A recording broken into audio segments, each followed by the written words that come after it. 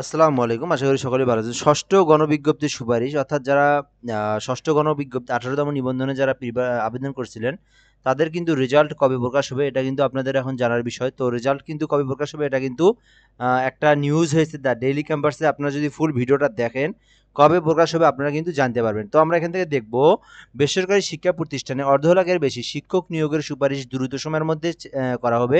তো এটা কিন্তু একটা ডেট দিয়ে দিছে। অবশ্যই আপনারা ভিডিওটা ফুল দেখবেন এবং নিবন্ধন সম্পর্কে সব ধরনের ভিডিও আপনি এই চ্যানেলের মধ্যে পাবেন।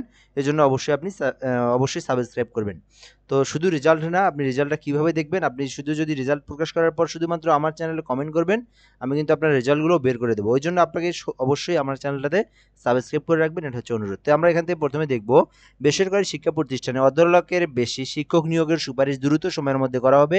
আমরা আমাদের কাজ শেষ করছি, বিষয়টি এখন টেলিটক দেখছে। টেলিটকের কাজ শেষ হওয়ার পরপরই নিয়োগের জন্য সুপারিশ করা হবে। অর্থাৎ বুধবার ৬ আগস্ট দ্য ডেইলি ক্যাম্পাসের সাথে আলাপকালে এসব কথা জানান বেসরকারি শিক্ষক নিবন্ধন ও প্রত্যয়ন কর্তৃপক্ষের এনটিআরসির নতুন চেয়ারম্যান আমিনুল ইসলাম। ষষ্ঠ গণবিজ্ঞপ্তির সুপারিশ করতে কতদিন লাগতে পারে এমন প্রশ্নের জবাবে এনটিআরসি এর চেয়ারম্যান আরও বলেন, বিষয়টা নিয়ে টেলিটক কাজ করছে। অর্থাৎ আপনার বিষয়টা হচ্ছে কি, যেহেতু আমরা টেলিটক.কম থেকে কিন্তু আমাদের রেজাল্টগুলো দেখি, পাবলিশ বা এডমিট কার্ড সবই কিন্তু দেখি। তো এটা হচ্ছে অধিদপ্তর আবার টেলিটকের উপর ছেড়ে দেয়। অর্থাৎ মানে এনটিআরসির সকল কার্যক্রম শেষ করে আপনার রেজাল্টগুলো দেয়, সব কিছু দেওয়ার পরে ফুল ফর্মটা হচ্ছে টেলিটককে জমা দেয়। টেলিটক আবার ওইটা কি করে, ওইটা হচ্ছে ওদের যে ক্যাটাগরি আছে ওই ক্যাটাগরি অনুযায়ী সেট আপ করে কিন্তু ওরা সাবমিট করে। ঠিক আছে, ওই সাবমিটটা এখনও করে নাই, ওই সেট আপটা করতেছে চলমান।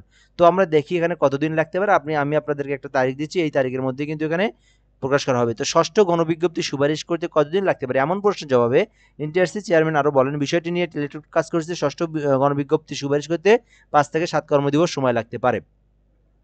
তো গত ১৬ জুন লক্ষাধিক শিক্ষক নিয়োগের ষষ্ঠ গণবিজ্ঞপ্তি প্রকাশ করে এনটিআরসি।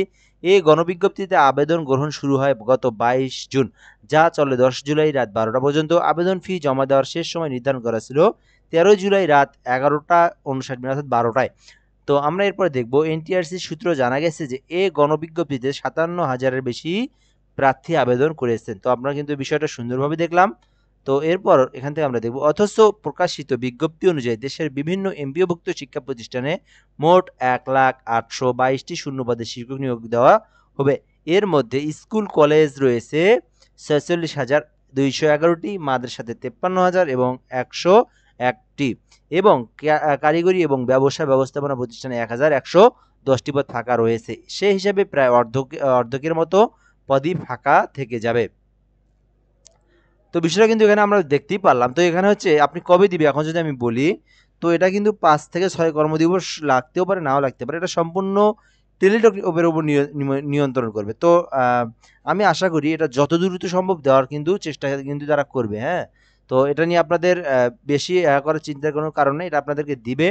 যেহেতু আপনাদের রেজাল্ট পাওয়া তেমন একটা বিষয় কিছু নয়, তো আপনাদের একটু ধৈর্য ধরেন। আপনাদের একটু ধৈর্য ধরতে হবে এবং দিবে। তো বিষয়টা হচ্ছে এখন আপনি কিভাবে দেখবেন? অনেকে বলতেছে মানে রেজাল্টটা কিভাবে দেখব? আপনাকে কিছুই করতে হবে না। আপনি শুধু আমার চ্যানেলটাতে সাবস্ক্রাইব করে থাকবেন। আমি যেদিন হলো প্রকাশ করবে সঙ্গে, সঙ্গে আমি ভিডিও আপলোড করে দেব। ওই ভিডিওতে শুধু আপনার কমেন্ট করবেন এবং আমি কিন্তু আপনার কমেন্টের রিপ্লাই দিয়ে আপনার কিন্তু তথ্যটা নিয়ে আমি কিন্তু আপনাদেরকে সুন্দরভাবে রেজাল্টটা বের করে দেব। সো অবশ্যই এজন্য আপনাকে কি করতে হবে? সাবস্ক্রাইব করে রাখতে হবে। এটা হচ্ছে অনুরোধ।